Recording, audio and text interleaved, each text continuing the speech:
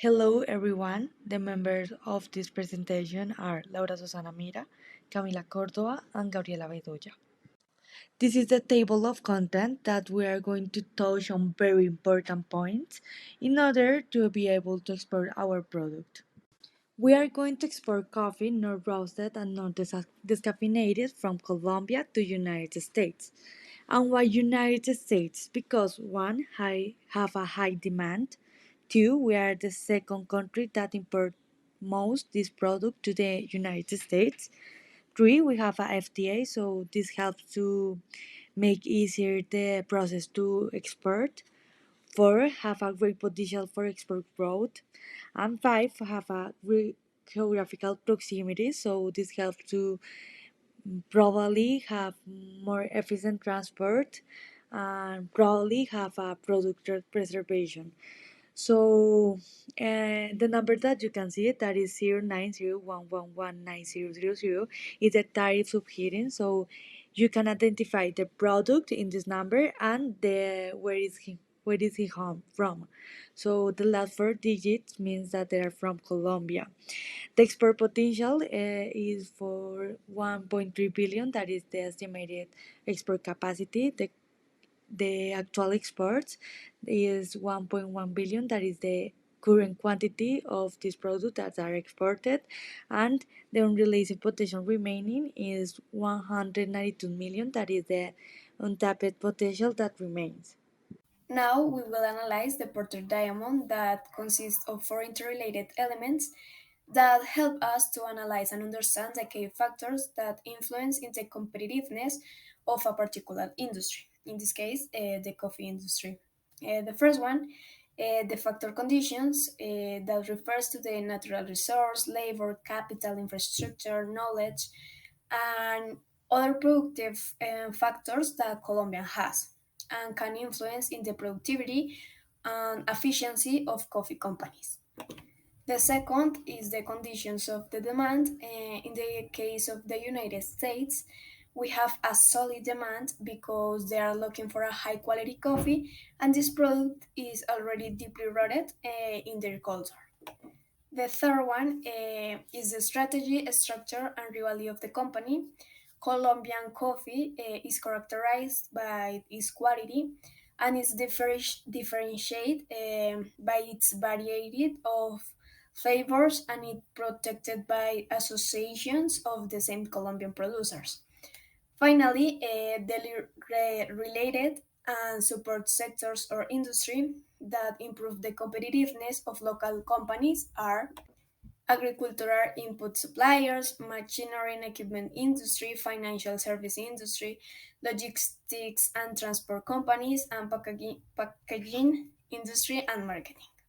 Now, talking about barriers to trade, non-tariff or taxes are applied to Colombian coffee imports thanks to a preferential tariff stipulated in the FTA between the United States and Colombia that Camila will tell you later. And the non-tariff measures to be considered are five.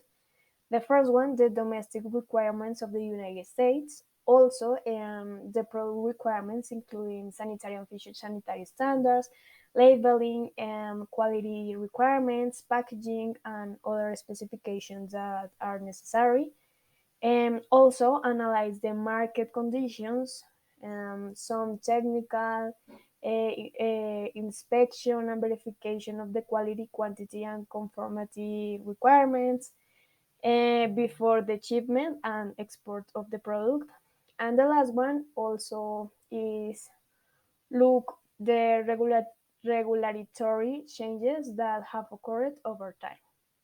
Okay, we are going to talk about sanitary and phytosanitary measures and technical barriers to trade. In total, there are 20 and have tariff type A and tariff type B. So, in this occasion, in this slide, we are going to talk about the first nine tariff type A.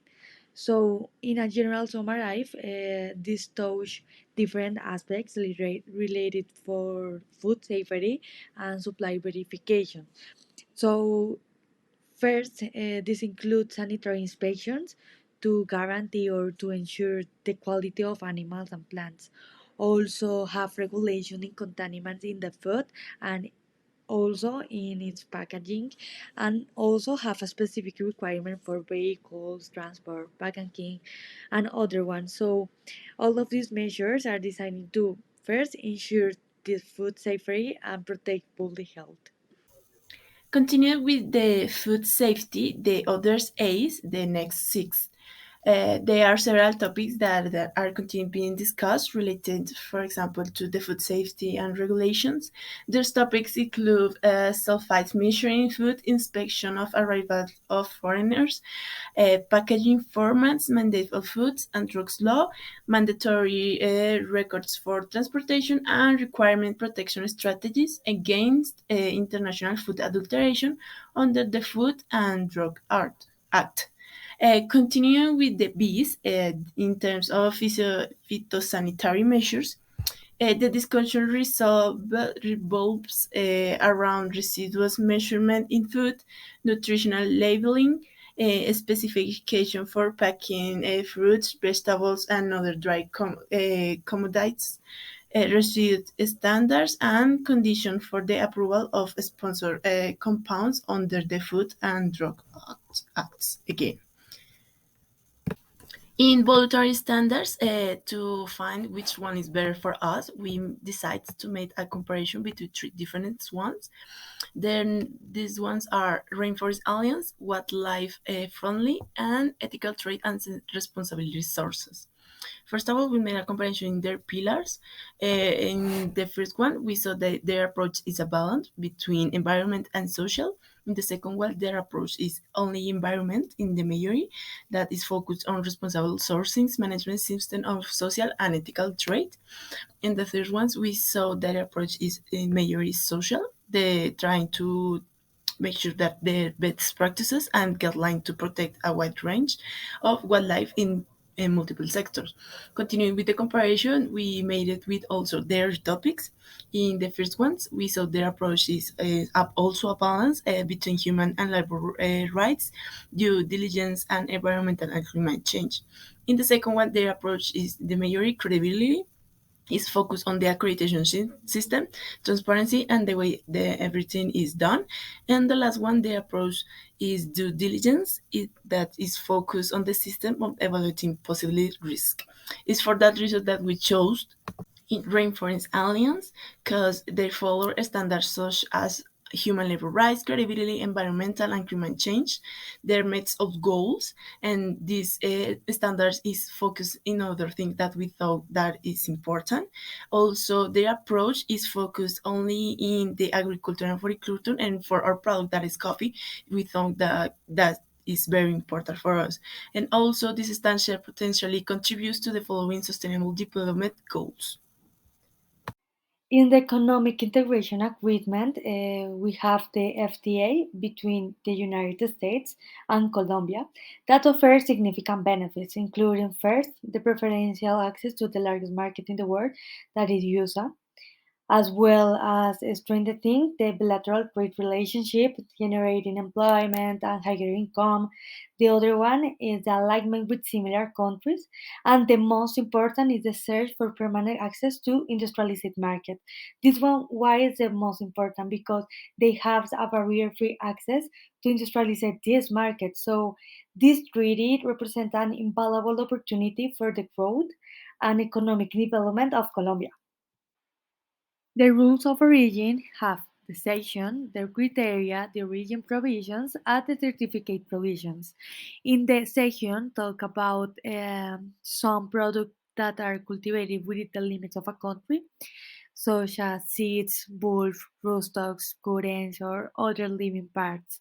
In the criteria, the section is the section 2, that was the most according to our product, that is about vegetable products, and specifically the chapter 9 focuses on coffee. The region provision with the minimi has 10% included, so that at least 10% of the products must be of Colombian origin or United States origin, that to certificate or demonstrate that the product is originating. In the accessories that are included, so can follow the established tariff preferences, and in the value added calculation is with this method that is pull up, pull down, and net cost. And in the indirect materials that are included, so the additional fees will not apply. And the roll up, the duty rollback, and the outward processing, they are not included. So this means that additional costs they are not considered in the added value. And the same happens with the external processing that is not considered to determine the condition of origin. And finally, in the certificate provisions, if we have a product with a value of less than 1,500, it's not necessary to present like the certification of origin of the coffee. The period of validity is for 4 years, and this means that the certificate of origin is valid for 4 years, and the retention period is for 5 years. So this means that the related documents must be kept for 5 years. In the Ecoterms, we have conducted analysis of the Ecoterms to be used on our product, and based on the preference of import or our importer, the top choices are DPU, DAP, and DDP. After carefully consideration of all these options, we have decided to select DPU as our preferred Ecoterm. The first reason behind this choice is that as sellers, our responsibility is to deliver the goods only at the agreed upon place, while the buyer takes care of customs procedures and associated cost. Also, this option is convenient for us as we have expertise in the logistics of shipping this particular product, because the coffee is one of the most popular products that are exported here in Colombia. And also, this is an opportunity because it provides with the customer with the freedom to do as they wish with the product upon its arrival at the destination. Now, the general logistics, transport, and some specifications that the merchandise should have are first the pictograms to avoid dangers or risks of the product, especially for protect from rain, protect from the sun and high temperatures, handle carefully, and temperature limits in which it should be stored. The second one, as for packaging, the coffee will be rested in a plastic bag, as you can see, in which it will have direct contact with the coffee, and some risks that the merchandise runs are climatic, biological, and pollution.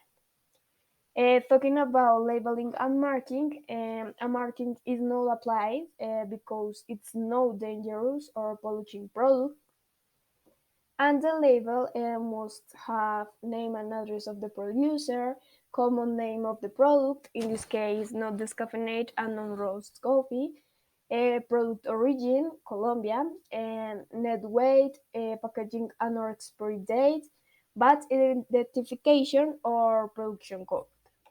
And finally, the means to transport that we will use for this export will be maritime in a bulk carrier or un buque granel for the volume and cost and other things. In a dry cargo, en un contenedor de carga seca, to protect the product.